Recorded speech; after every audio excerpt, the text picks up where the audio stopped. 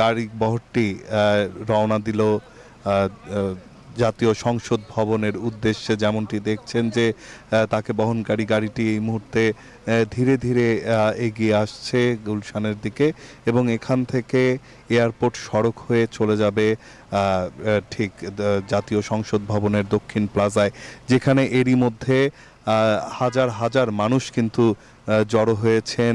তারা শেষ বিদায় জানাতে, প্রিয় নেত্রীকে শেষ বিদায় জানাতে তারা সেখানে এসে উপস্থিত হয়েছেন। তার নামাজে জানাজায় অংশ নেবেন।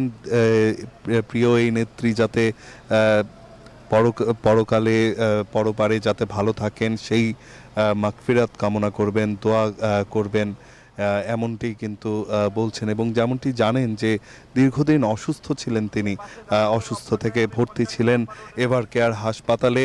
সেখানে দীর্ঘদিন ধরে চিকিৎসা করা হয়েছে, প্রতিদিন ডায়ালাইসিস করা হয়েছে, নানান চিকিৎসা পদ্ধতির মধ্য দিয়ে তাকে যেতে হয়েছে। এই সময়টিতে সার্বক্ষণিক তার শারীরিক অবস্থার খোঁজ খবর রেখেছেন তার পুত্রবধূ।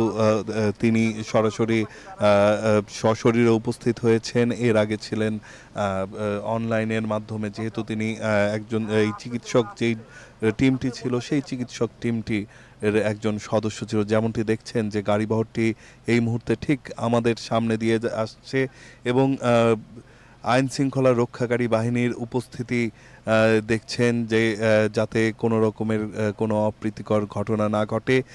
দেশের এই আপসহীন নেত্রীর শেষ যাত্রাই আসলে এটি।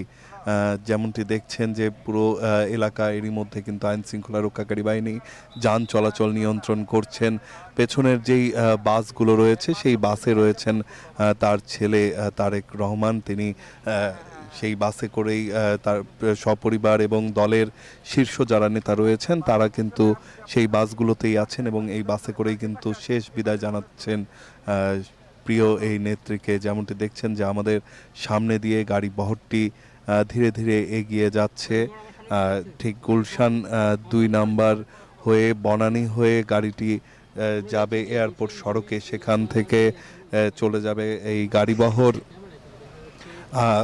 গাড়িবহর বিজয় সরণী হয়ে জাতীয় সংসদ ভবনের দক্ষিণ প্লাজায় প্রবেশ করবে। আশেপাশে অসংখ্য মানুষ দাঁড়িয়ে রয়েছেন প্রিয় এই নেত্রীর ছবি হাতে শেষ বিদায় জানাতে। এখানে এসে জড়ো হয়েছেন দলীয় নেতাকর্মী সহ সাধারণ মানুষ যারা ওনাকে ভালোবেসে পছন্দ করেন, তারা কিন্তু এখানে এসেছেন। প্রত্যেকটি মানুষেরই প্রত্যাশা ছিল এই নেত্রীকে, আপসহীন এই নেত্রীকে শেষ বিদায় আসলে না জানিয়ে আগামীর যেই ত্রয়োদশ জাতীয় সংসদ নির্বাচন, সেই সংসদ নির্বাচনে তিনি ক্ষমতায় আসবেন এবং দেশের জন্য, দেশের মানুষের জন্য উন্নয়নে কাজ করে যাবেন।